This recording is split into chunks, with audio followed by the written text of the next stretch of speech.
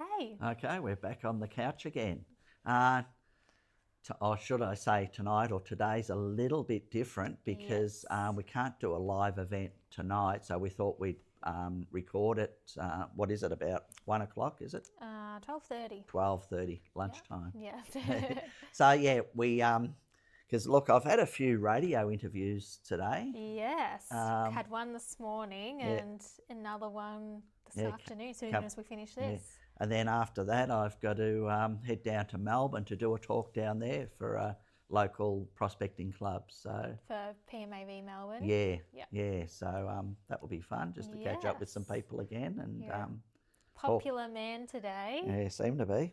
Yeah. So you were on 3AW. 3AW this morning. And then this afternoon, I'm on a Queensland radio channel. It's apparently one of their sister companies down up there. So, It seems to be the hot topic of gold price at the moment. Well, that's what it's all about. Everyone's, talking gold at the moment. And what a better man of the gold world than you. Yeah. I couldn't sleep last night. I got up at 3:30 just to check the gold price. No. Anyway, it's just going up and up. But we'll talk about that a bit later on. Yeah, sounds good.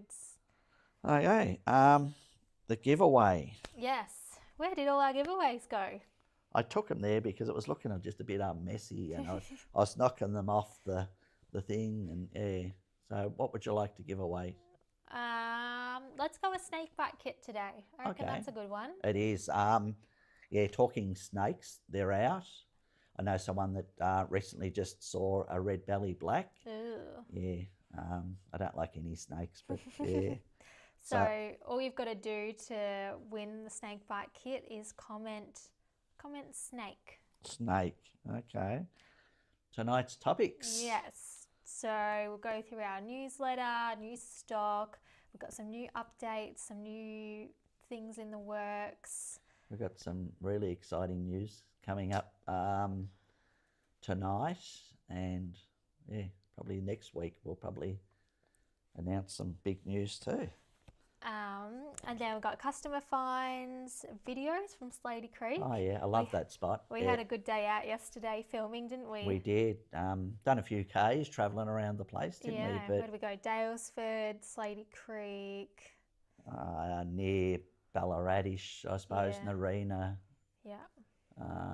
We're all over the place. But that was a fun 4 hours, wasn't it? Yeah, that was good. To share it with you all. Yeah, that was good. Good day for it too. Didn't rain, that was the main thing. Yes. And then the topic of the night is how to look after your detector. Yeah, how to, I suppose, look after it. And, it is a working bit of equipment, and you do need to look after it a bit. Yeah. I've had one of my detectors run over by the car and it still worked. But, I suppose, just don't throw it in the ute and drive off and let it rattle around the back. But we'll talk about that later on. And then some other exciting news we've got. This is really exciting. Yes, so we're now offering Studio 19 rentals. So it's a try before you buy system, but at the end of it, you can just rent out the machine for the period of the time, and at the end of that time, you can either hand it back or you can buy the remaining amount left on it. Great idea. They've actually approached us and said, would you like to do it? And I think it's going to be really good. So it's very hot off the press. Mum just had a meeting yesterday. So if you're interested, pop into the shop, give us a call, send us an email, Facebook, whatever way, get in touch with us and we can share some more information. But what I do have for you now is there's no upfront purchase cost, only low monthly payments. Try the equipment before deciding to buy. Return any time after the minimum rental period, or apply to buy at any time, even just after 1 day. So there's no hidden costs or ongoing fees.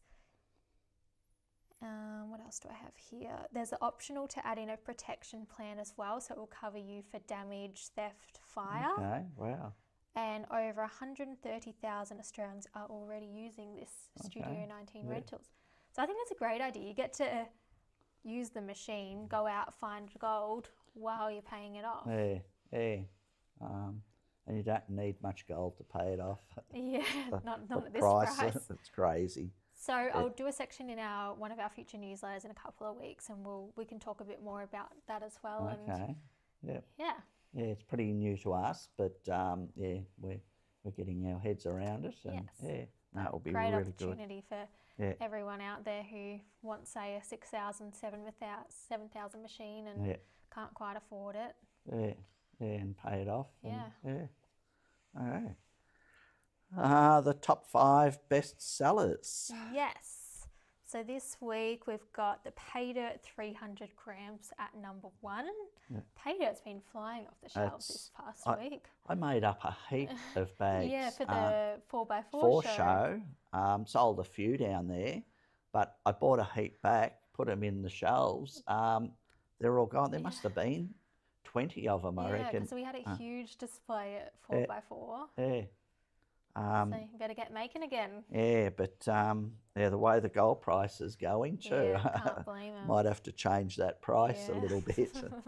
But yeah, I haven't seen this, but yeah, the Made for Muffs hats is still going well. It's number 2. Yeah. The Nugget Ned sniffer bottles. Yeah, you need a sniffer bottle when you're panning, that's for sure. The MindLab GPX power leads.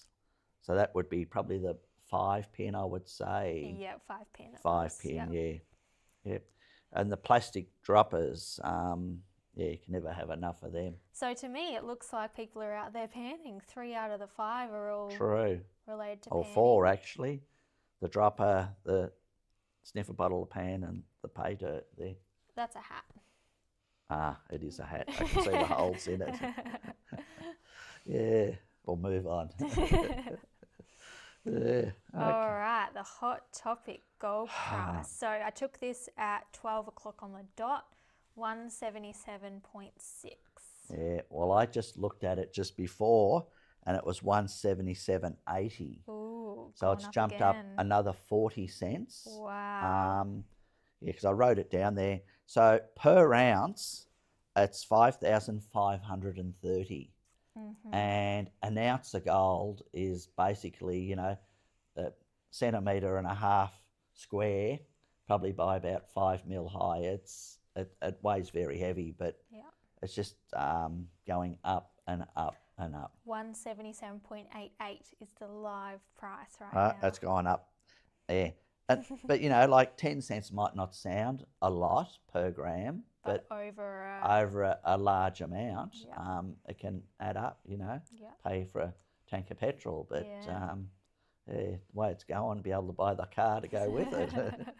But the reason it's going up, like I said on the radio this morning, is because there's a lot of uncertainty in the world, a lot. Yeah. Investors don't know whether to put their money into shares. Even though the shares are going all right at the moment, they're saying that it's going to burst, and no one really knows. And this, I'm no expert by any means to do with shares, but this is just what I'm reading. And a lot of people are selling shares and they're putting into the safe haven, which is gold and silver. Yeah. And you get on any of the social media platforms and it's all about gold. Yeah. Like it's just crazy, and they're talking $10,000, $15,000 an ounce. Yeah. Like at the moment it's 5.5. Imagine if it gets to $10,000 an ounce. There'll be people out there panning. It's going to be a mad world at that price. There'll be poachers everywhere on private property, unfortunately, and on gold leases in WA. And you think gold fever greed's bad at the moment? Wait till then. Yeah, but I had a tour on Saturday at Slaty Creek at Creswick, and there was high bankers in the creek. There was people panning, there was people detecting, there was people everywhere. Wow. It's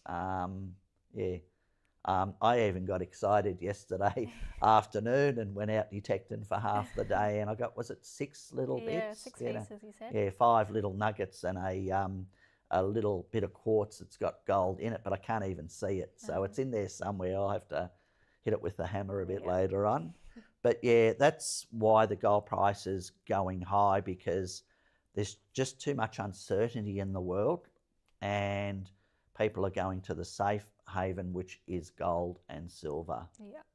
I saw somewhere where someone bought $5 million worth of silver, but they don't know who's bought it, whether it's and the banks are buying it. There's someone knows Real something. Demand for There it. is, it is. So that's it. But if you've got any spare cash, I'd be buying a bit of gold. But keeping your finds for the moment. Yeah. I do have a bit more of I did an article in the newsletter this week on gold price and some of the reasons why it's gone up too. So we'll talk about that a bit further on. Yeah, the US talking about resetting their gold price. But anyway, gold of the week. Yes. Okay. Which one will we do? We'll do this one. Wow. This is one that I've had for probably a year, I'd say, and I don't think I've shown many people. I don't even know if I need the camera for this one. But it's, I think 400, I tried to weigh it before, but my scales only go up to 400 grams. Wow. So it has got a little bit of stone in it, but as a nugget, this one has everything. It's got the weight, I think it's about 425 off memory. Yeah. It's got very solid, it's got shape, it's got character, and it's got purity. Yeah, it's so beautiful. Piece. Oh, it's just, any gold's nice, but this one's just stunning, absolutely stunning. What's that worth at today's gold price, roughly? I worked it out roughly, because it has got a little bit of stone in there, but roughly about $75,000. That's just crazy, you know. House deposit. Yeah, well, it is. Now the government's saying only 5% you need to buy a house, but just absolutely stunning. Yeah. People are going to probably ask, where was it found? Look, when I purchased gold, I don't actually ask the prospector where they found it, because it's sort of none of my business, you know. If they want to tell me, they tell me, but if they don't, they don't. But absolutely stunning, that bit. Yeah, I could look at it all day. Yeah. Or any gold I could look at all day. Yeah.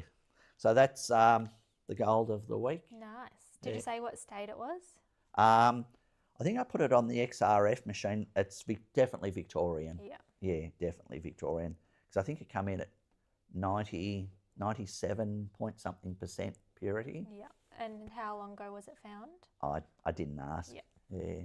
Yeah. And that's the thing, you know, like even with the gold price going high, you know, you can get too greedy. Yeah. And you're better off to make $1 than to lose $1, you know. Yeah, exactly. And I'd say a lot of people will be hanging out wanting it to get to $200 a gram, but it might not get there. Yeah. You know? It can drop just as fast. It does, yeah. If we all had a crystal ball, be millionaires. we would be millionaires. So that's the gold of the week. And how about the relics of the week? This is a cool one. I don't know if it's been off a game or that, but it's a lead horse with a rider on it. Now, I remember a bloke told me once about horses, pictures and that. The earlier the picture or the shape of the horse, they had a longer neck, really long neck. Yeah. So, yeah, it's probably I'd say it's probably off a game, because it's probably sat down like that. But it's made of lead. A while ago, I showed some other lead toys, which was the boat there, or the ship. You know, and I was thinking before, it's marvellous that they bought out toys made of lead. You can imagine the little kids and that sucking on them, and you know, then they get lead poisoning. It's how things change. But yeah, that's a relic of the week. It's pretty. It's about to break if I keep moving it, being a soft material. But yeah, look, I like to find things like that. Yeah, you know, just as much as finding a gold nugget. Yeah. Yeah. Tells a bit of a story. It could tell a bit of a story. Yeah. Yeah. So that was the relic of the week. Okay, we've got a vid now of Slaty Creek. Yes, campground number 1. Number 1. Okay. Yeah, it's Darren here. We're actually at Slaty Creek, the #1 picnic ground. And as you can see, there's a lot of water. I was out here on the weekend and there was high bankers, there was detectors, there was panners, a lot of people were here. And there's some good specs in this creek. But yeah, she's flowing. You can see the duck up there. There's some people here. There's a gazebo there and there's toilets over the back too. But nice spot to come panning. So if you're around the Creswick area, come out here and have a look. Oh, what a lovely spot that is, yeah. Slaty Creek. Look, I spent a lot of time there in my teenage days. I had motorbikes as a teenager and I never used to like riding on the tracks there, but I would go cross country in the bush looking for old miners' huts and pub sites and that. So yeah. Yesterday we were driving along and you're like, there's a kangaroo pub there, there's this pub there. Yeah. The old miner's hut just there. And you wouldn't know it, would you? No. Unless, yeah. But yeah, just a pretty place. And for people that haven't been there, it's free camping. There's 3 camping spots. #1, which has the toilet and gazebo. Yep. There's #2, which is basically just a flat area. And then there's #3, which is another flat area. But they're all alongside that beautiful creek, nice and clear. How beautiful when it's flowing too. Oh, yeah. I remember one year they had that much water flowing down there, it washed the concrete ford away, but that's another story. But yeah, just a nice area to just go out and walk around, you know. It was really nice. Yeah. So to continue on our gold price conversation we were having earlier, so some of the reasons people are speculating it's going up is because of the interest rates in the US. So when are they? September the 17th, next decision is. Okay. So that's next Wednesday. Okay. So they're speculating whether the interest rates go up or down. Either way, it will cause gold price to go up. Yeah. The central bank demand, because countries like China are buying up big. Yep. And then the safe haven appeal, which we've spoken about previously with all the volatility going on in the world and the wars. But one thing I did find interesting was they've reported that there's 61 active global country conflicts. 61? So 61 countries have conflicts at the moment. And that's the most reported since 1946. Yeah. And I said to Mum yesterday, I said, you know, it's great that the gold price is going up, but on the other hand, it's not, because there's a lot of uncertainty in the world. Yeah. Unfortunately. So it's good on one hand, bad on the other. Yeah. Like everything, you get the good in the bad, don't you? You do, yeah. Concentrate on the good. All right, so customer find of the week. I don't believe you've seen this No, I haven't. yet. Oh, wow. Oh, that's not it there, Ah. the photo. You can check it out on my screen. Okay. So it's a Goshenite. Am I saying that correctly? A what? Goshenite. Let me read my script. So, yeah, one of our customers discovered this. It's a clear gem quality piece of Goshenite. So Goshenite is a colourless form of beryl, the same family as emerald and aquamarine. So while it's not as valuable as some of its more colourful cousins, if you still get a clean cuttable piece, it can be worth a few dollars per carat. Okay, wow. So it's like a clear quartz, is it? Don't know. Yeah, like a gemstone. Yeah, I don't know a lot about gemstones. Look, I've probably walked over thousands of dollars worth of good quality gemstones in WA, but yeah. I love it. Like, cool. Look at how it just lights up in that UV photo. Yeah, you put it. Beautiful. Yeah. Wow, unreal. Do you know what state it was found? I'm assuming it was Victoria, but I can't be certain. But from what I was reading, it's very rare to find it in the gold fields. Okay. So whether they were panning or detecting, I'm not sure. Yeah. We still sell that good book in the shop. Gemstones of Victoria. Yeah, that's a really good book. We sell heaps of them. Yeah. Very good. All right, product of the week. All new Blue Roll Vortex Pro. Oh, wow. Yeah. So this has a faster flow for finer gold recovery, built-in leg kit, and it's a leg leveling kit as well, so you can put it on any size bucket and the legs extend and shorten. Yeah. So it will fit your standard Bunnings bucket, your standard laundry bucket, and so on. And then you can level it as well with those. It's got the plumbing already fitted. It's a high one, I see. It's not like the standard one that was only about that high. Yeah, it's got a lot more depth to it. Yeah. And it's designed so it won't overflow. So at the top of it, there's a bit of a rim where when the water gets up, it kind of pushes it back in. Okay. Aussie made. Oh, wow. Yep, good. Printed with 3D precision. Yeah. And then you can add the pump and the hose for an extra $60. Yeah. So the bowl is worth $199. Yes. With the legs and the kit. Yep. And then for an extra $60, you can get the plumbing works, the pump and the hose and that. Okay. Yep. So yeah, that's only just over a gram of gold. That's how I talk nowadays. Someone will say, "Oh, it's $180." I'll say that's only a gram of gold. Yeah. It's crazy. Yeah. Okay. Very good. Tip of the week. Yeah. Wow. Can you read that one? Yep. Carry a small salt shaker in your kit. A sprinkle of salt helps remove leeches if they latch onto you while you're near creeks or damp ground. Yeah. Way easier and faster than trying to pull them off. Yeah, I've heard of, I don't think I've ever had a leech on me, have you? No. It's a wonder. But I know I've heard of people burning them off with cigarette lighters and that. Yeah. Yeah, so salt, yeah, that's a good idea. Yeah, and I imagine when you're out panning and sniping, it's quite more common. Yeah. I don't think they're in running water. I think they're in stagnant water. Okay. Yeah. But like I said, I've never had one on me. I'm surprised because I've jumped into dams before, swimming and, and panning. I've done a lot of panning early days as a teenager. So, yeah. Let us know in the comments if you've had a leech before and what you did to get it off. Did you burn it off or did you use the salt trick or just rip it off? Yeah.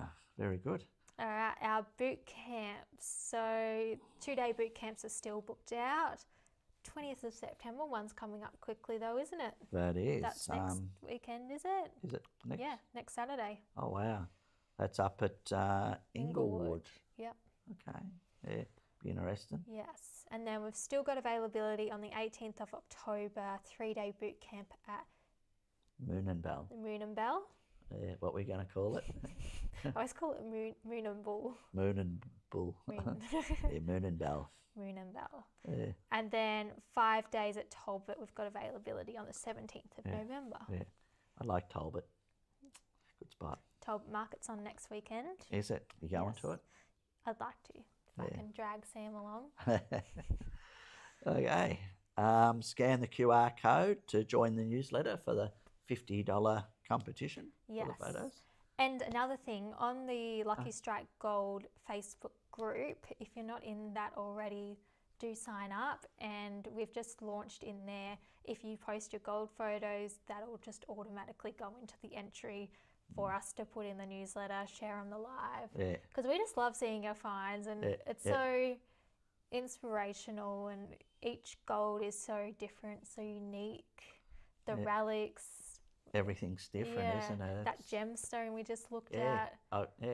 It was cool, that, wasn't it? Yeah, very cool.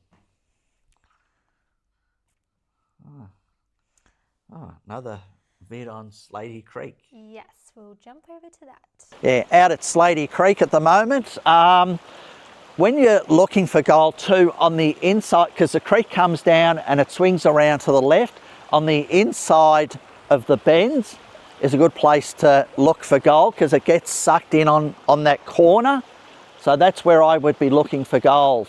And look, someone's got gold just in the creek there because there's a pile of rocks stacked up and they've marked their spot and you can see they've been digging just around that rock.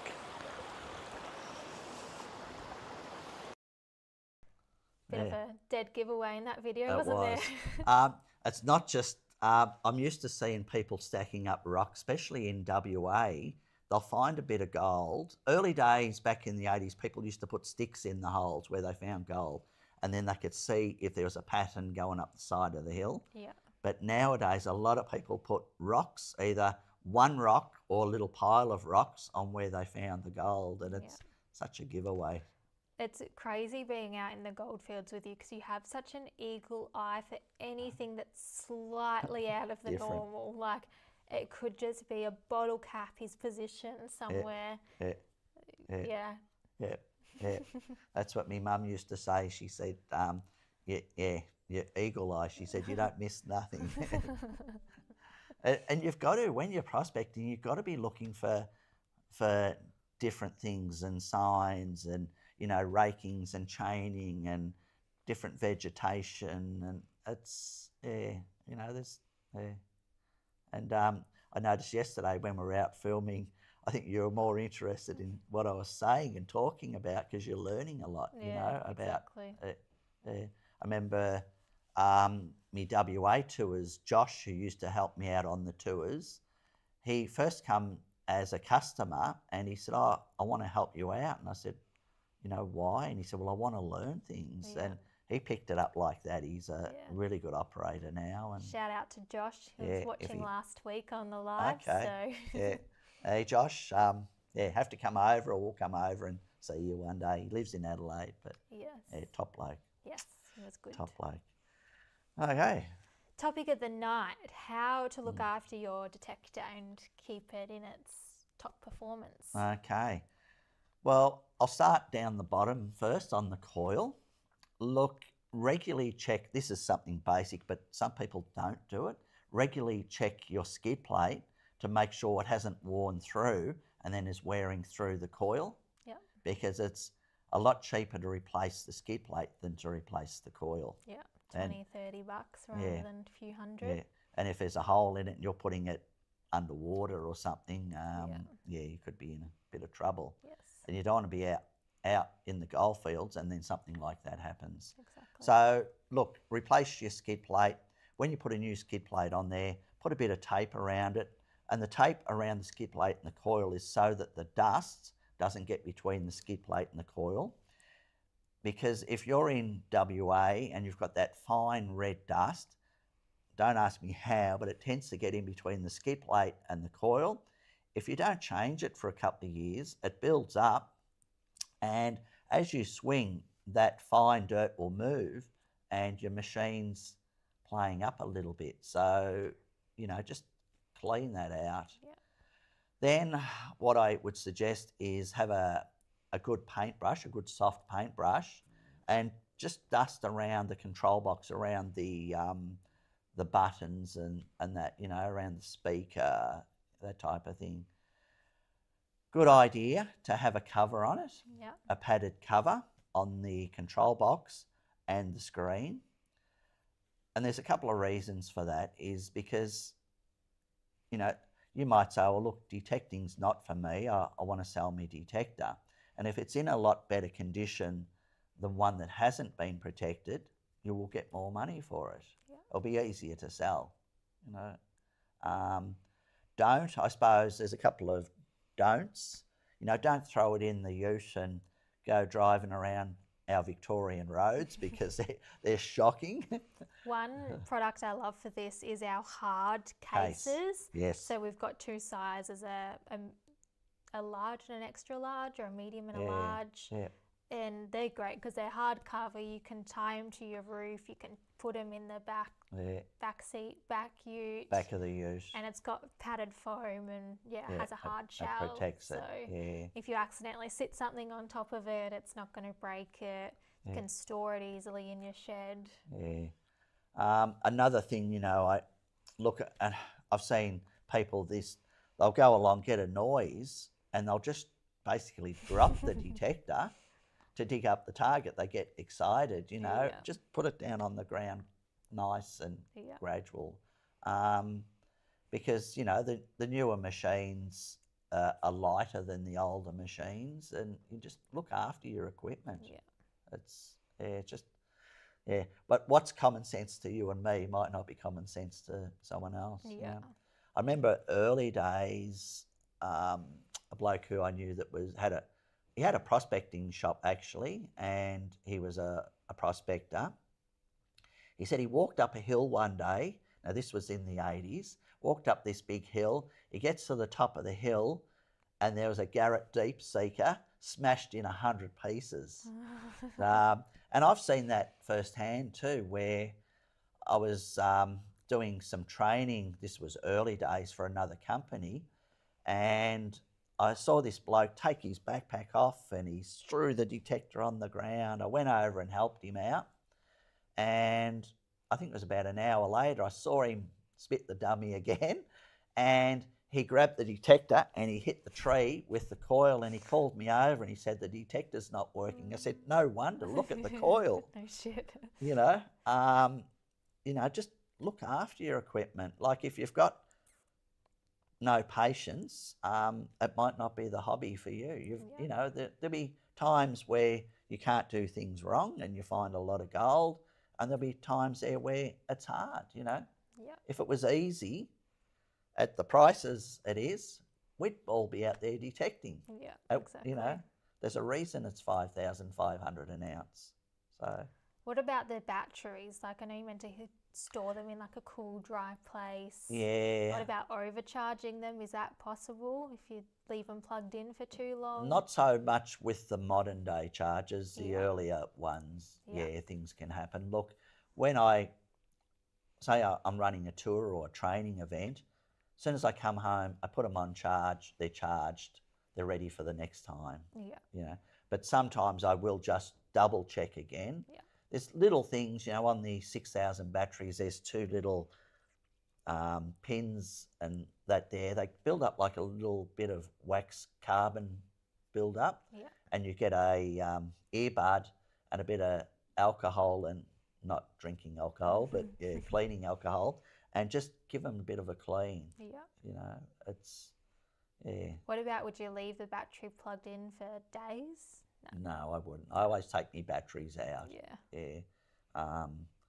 Recently, Brad from MindLab was telling me the story that he went to grab his GPS that he hadn't used for a while, and I did the same thing.